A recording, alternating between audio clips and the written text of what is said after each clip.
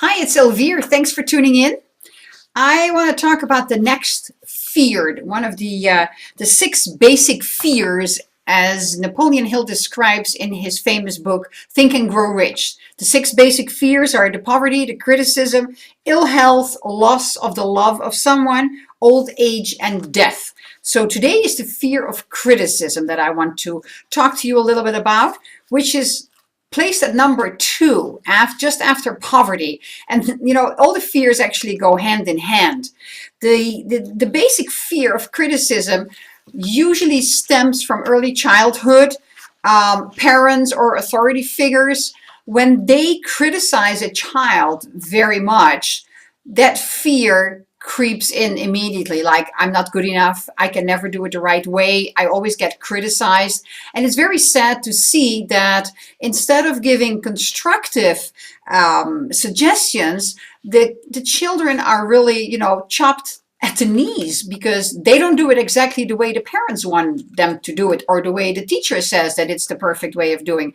And so the fear of criticism just creeps in and becomes paralyzing for the child, and the child takes that with it, because your life is actually determined in the first 6 years that you're on this planet. After that, you start to live it out, and you take all of that was done to you, that you allowed to be done to you, with you, and you grow that bigger, and it determines your life. Not my words, not my words. I have learned and read all about this. So the fear of criticism is something that can be turned around. I will give you in a moment the symptoms of the fear of criticism. But the fear of criticism is also a state of mind. You can change that.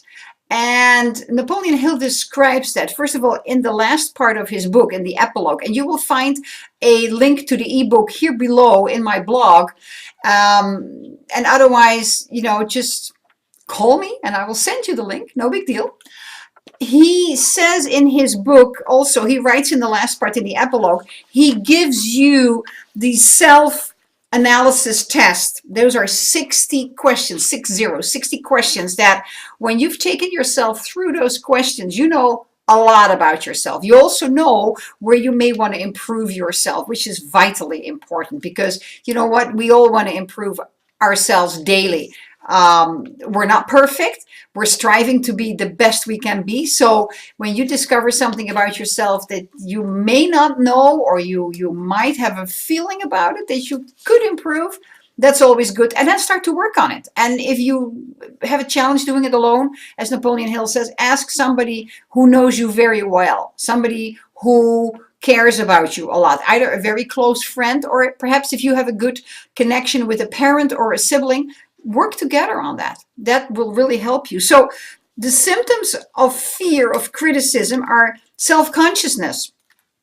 Usually it's expressed through, and the next one, the lack of poise, go hand in hand again. It's the nervousness, the timidity that we have, the shyness, the awkwardness of moving in a crowd, be in a supermarket, be anywhere, let alone on a party. The lack of poise, you usually hear that in the voice. There is no power in the voice, in the most important expression of you, in the voice. And of course, the lack of poise also has to do with the body language, which is so very important. A weak personality, not knowing when to make decisions, how to express opinions. Everybody is entitled to an opinion, so express your opinion. Comes back to not being sure who you are, what your role in this life is. So, you easily agree with others. Inferiority complex, well, that's basically this all packed together. But how do people mask that, who have that? They're using big words, big gestures. They do everything big to mask their inferiority complex, using words that they hardly understand themselves to impress others. Extravagance, the keeping up with the Jones, and going heavily into debt on that, because they think that as long as I have the latest car, and as long as I have the latest fashion, and that 375 new pair of jeans with that logo on it, people think that I'm, a success. Well, Often, more often than not, no, not really. Lack of initiative, never starting something, never embracing opportunities for advancement, fear to express their own opinions, not confident in their own ideas, lack of initiative, and not doing anything with it. Just always, always, always holding back. Shame, shame. It's really a shame. Lack of ambition often also comes from mental and physical laziness. Again, you can flash that back to the childhood. Never been encouraged, only be criticized. That just, shuts the box. It's just, whoop, the box closes. Why would I want to do anything? Because I'm going to be criticized anyway. So those are the basic, those are the symptoms of the fear of criticism. Now, yes, you can do a lot about it. You can, if you choose to create a better life, there are many, many possibilities. However, you have to pick it up. Here is one book that I believe has helped more people than you can possibly think of, and it's this book. It says it all, doesn't it? It's a small pocket, you see? It's pretty small. What you think of me is none of my business. Most people, when they think, they're not really thinking about you. So just do your own thing. But the self-analysis test in the Think and Grow Rich, here's my favorite book again, Think and Grow Rich, Napoleon Hill. In that book, the self-analysis test helps you a lot. There are many, many things you can do to boost your confidence and to become immune to criticism. Because here is what Dr. Seuss says. Seuss or Seuss, I'm a foreigner, so sometimes I pronounce it wrong. Be who you are and say what you feel, because those who mind don't matter. Yeah? And those who matter don't mind. Be yourself. Discover who you are. Find out who you are. What is your passion? You want to become an expert at something? Read 50 books on the subject that you're interested in. 50 books available in the library on your subject that you're passionate about, and you are an expert. Will it take you a year? Who cares if it takes you 2 years? Become the expert. In the meantime, you can start to talk about it. You can learn to write about it. You can learn, like I do in videos, make a video about it, put it out on the internet, write a blog about it. You're looking at a blog. You're now looking at the video, but the video is also part of a blog. Express yourself. Feel good about it. And if you don't know what people are talking about, simply say, you know what? I don't know enough about this subject to say anything. Is there a shame in there? No, of course not. Because there is so much.